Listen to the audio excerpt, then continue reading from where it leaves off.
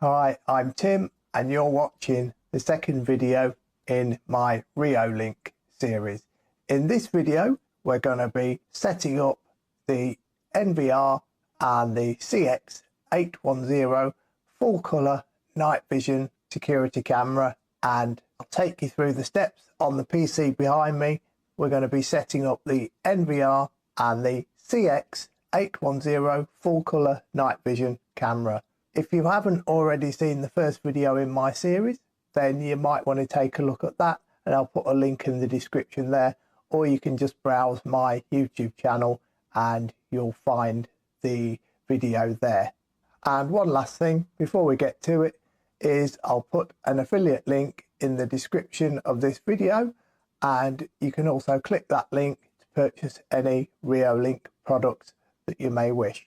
And at the moment they've got good discounts on quite a few of their products, so if you're interested in Reolink products, then might be the time to purchase them now with those discounts applied. So thanks for watching this video, and we'll get to it right now. So here we are at my PC, and what I've done is gone to the Reolink website, selected support, selected download center, and then selected app and client. And this has then taken me to the Reolink app and client page. Get your world within your site. And what I've done is downloaded the application for Windows, and I've gone ahead and clicked on the download link to install it. And as you can see, we have the first message that's come up with Reolink terms of service. So we'll tick to agree to the terms of service and click on the agree button. And as you can see, immediately we've got a new version available. So we'll click update, and then for the choose installation options, I'm choosing anyone who uses this computer, so all users can access this program. So I'm just clicking next, and as you can see, the progress bar is installed it, and it's now completing Reolink setup, and there's a box with run Reolink ticked. So we'll click finish, and as you can see, we now have the Reolink application opened on screen, and it's saying no devices found at the moment.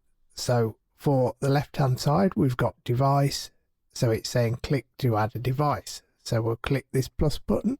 So it's asking for UID, IP or domain or link. So we'll click IP domain, and what I'll do is enter the IP address, which I've already gone into my list of DHCP clients and obtained from my router, as we call it in the UK, or if you're in the US, you refer to it as a router.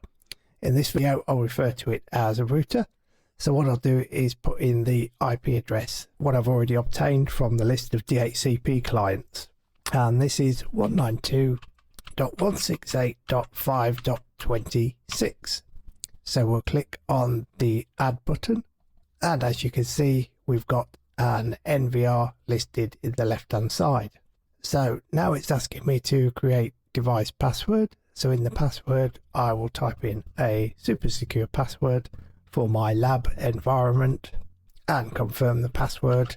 There is an option for illegal login lockout.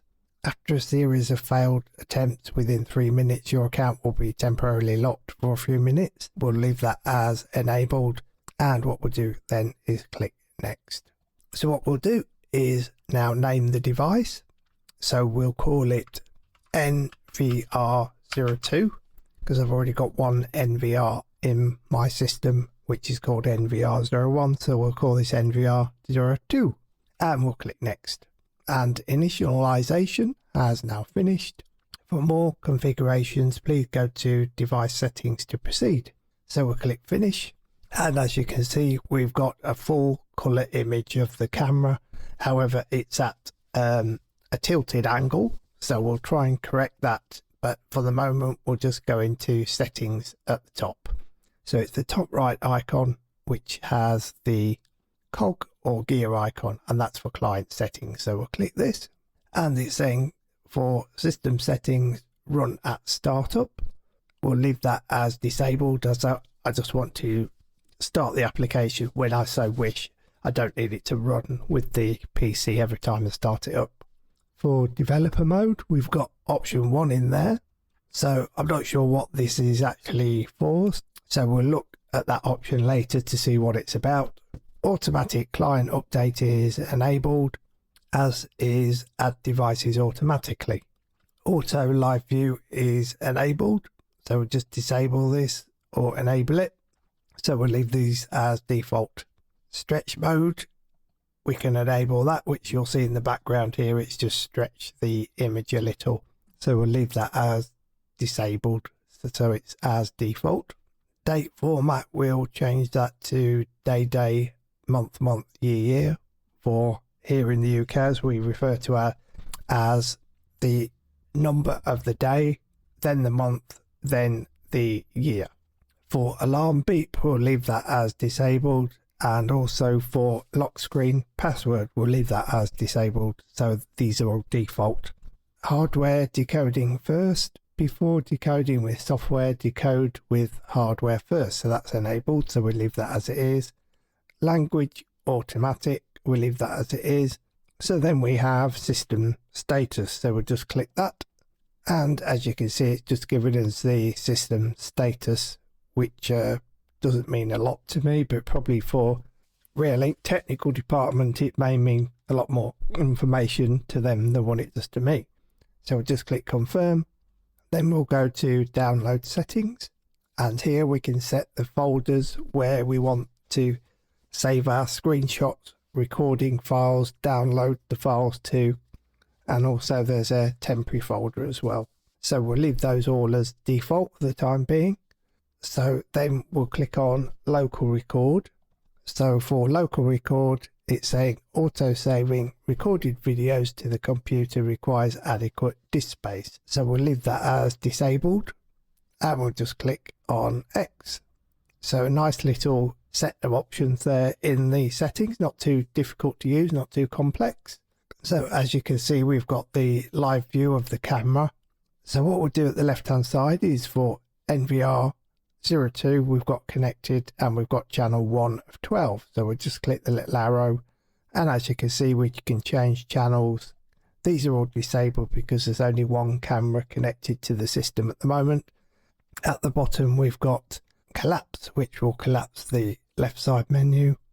Then we've got a left and a right. I presume that's just to select the next camera.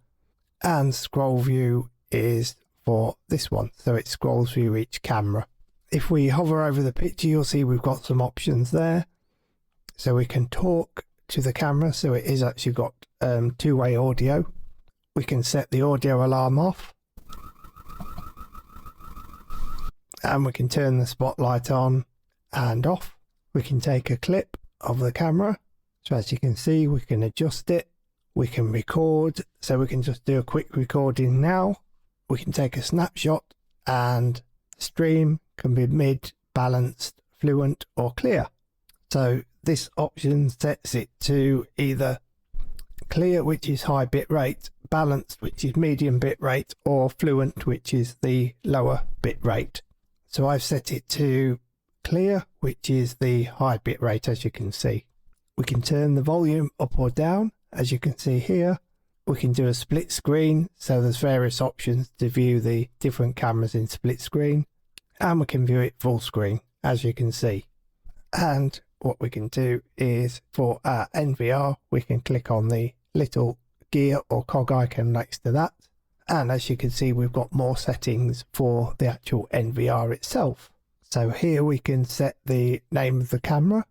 So we can select camera 1 to so on up to 12. We can put the camera name in the bottom right corner. As you'll see here, it's showing camera 1. Date and time is showing at the top corner, so top center, sorry. So we've got the date and the time there. However, the time is actually wrong at the moment, so we'll go ahead and change the time zone hopefully shortly.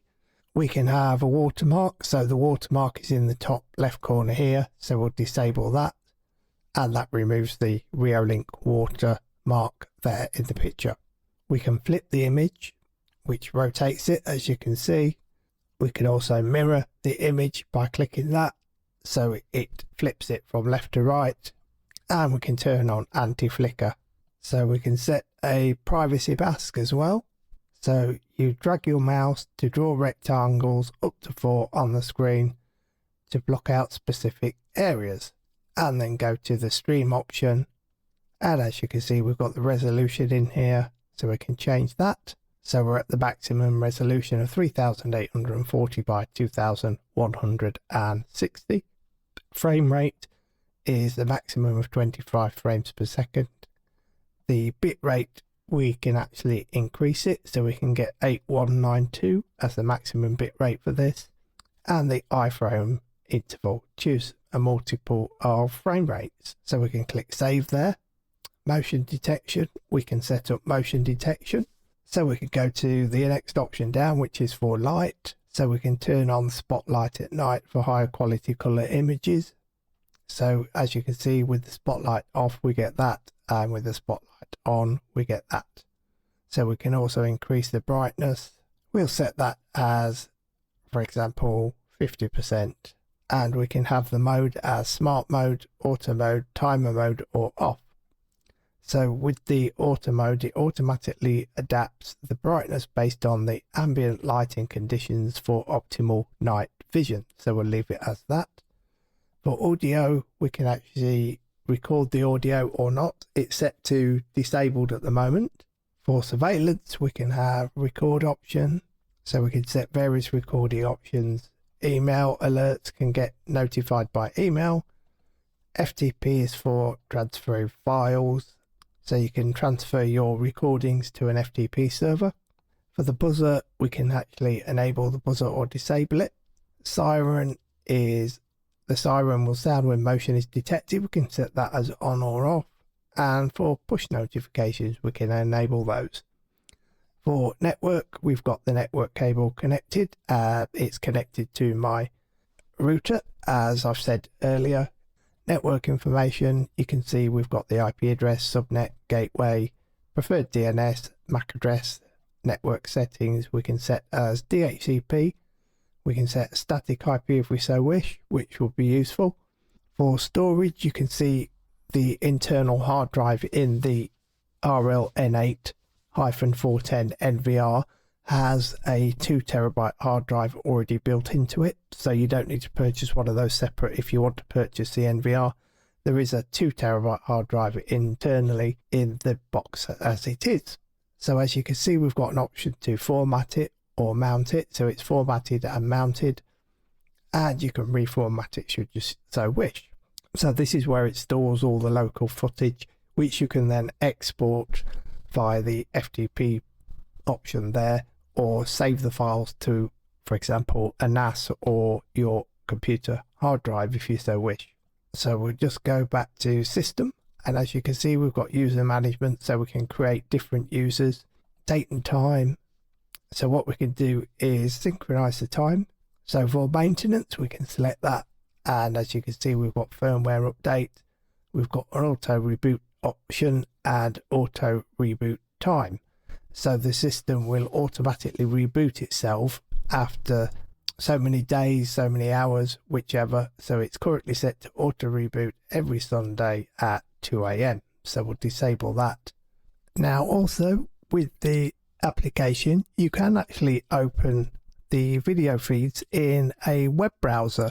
So if you want to access it from another device that doesn't have the Reolink application installed, what you can actually do to enable this, because it's actually disabled by default, to enable it, what you need to do is under the device at the left hand side, so NVR02, click on the cog or the gear icon, then go down to the network option and select it. Then for the network menu, select advanced, and then select server settings. From the advanced menu here, there's a server settings option. Select this, and what you need to do is just tick the HTTPS box, as you can see I've already done, or you can also enable the HTTP as well, or you can enable the RTMP or RTSP, so you can actually view the video streams, for example, in VLC media player, you can enable the RTSP or RTMP streams. So what I've done is just ticked the HTTPS box, as you can see, then scroll down to the bottom, click on save. Then you can see it said succeeded. So we can close that window. We can minimize the Reolink application, open up a web browser, type in the IP address. So I'm pasting in the IP address that I already obtained earlier in this video from my DHCP server running on my router. Paste it in, wait for it to come up with the login screen. So then put in your username, so it's admin, and then your password that you already created when you first started the application, and click on login. This will then load camera 1, as you can see, and we've got a video feed. As you can see, it's still at that awkward angle, but I'll be fixing that shortly, so I'll show you it when it's been fixed so it's at the right angle. So in the bottom right corner, what you can do is, at the moment it's set to low bitrate for the video. So what we can do is select low, which is fluent, mid, balanced, or high, which is clear. So we'll select high, and as you can see, we've got a much better picture quality now. However, it all depends on your network speed, whether you can actually view the higher quality video or not. We've got one to center the image, as you will see, one which stretches the image, and we can also turn the spotlight on or off. We can take a snapshot of the image by clicking on the camera icon, and it will take a snapshot as the image is at the moment. So what I'll do is go and fix the angle. So we have to do this actually via the camera. So I haven't actually lined the camera up properly but it's only done for testing purposes. So I'll just go and do that now, and then I'll be right back and I'll show you the proper angle. So I've just been out and lined the camera up at the proper angle, and that was really easy to adjust. So that's basically the Reolink application. So I have to say, this application is well laid out, easy to navigate, easy to use. The options in it are comprehensive, the menus easy to follow, quite well designed actually, and the pitch quality is excellent. So we'll just make this a lot bigger, go back to live view, and as you can see, we've got the proper angle. Yes, I like the Reolink cameras. Picture quality is excellent on these. And what I'll do is record some night vision footage, and I'll show you this at the end of this video. Bye for now. So here we are. This is the daytime footage recorded on the 4th of September 2024. And as you can see, the picture quality is very good. Color quality is good. However, you will notice some sparklies on there, but that's actually rain, because it was actually raining at the time of recording the footage on the 4th of September.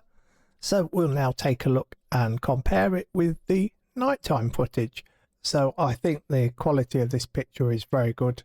The camera did have its lights on, so it did have its LED lights on the camera while it was filming the nighttime footage, but that's just to enhance the picture, hence why you can see a reflection on the gate door here next to the bins. So there is a light reflection there, and at the overhang of the roof on the top left corner there, that's why you can see light reflection. So it's just a reflection of the LED lights on the actual camera itself. So I think that's good quality. I would certainly recommend purchasing these cameras, and to be honest, I think I might purchase some more. So anyway, thanks for watching this video. Hope you liked it. Take care and keep a lookout. More videos coming soon on various tech subjects. Thanks. Bye.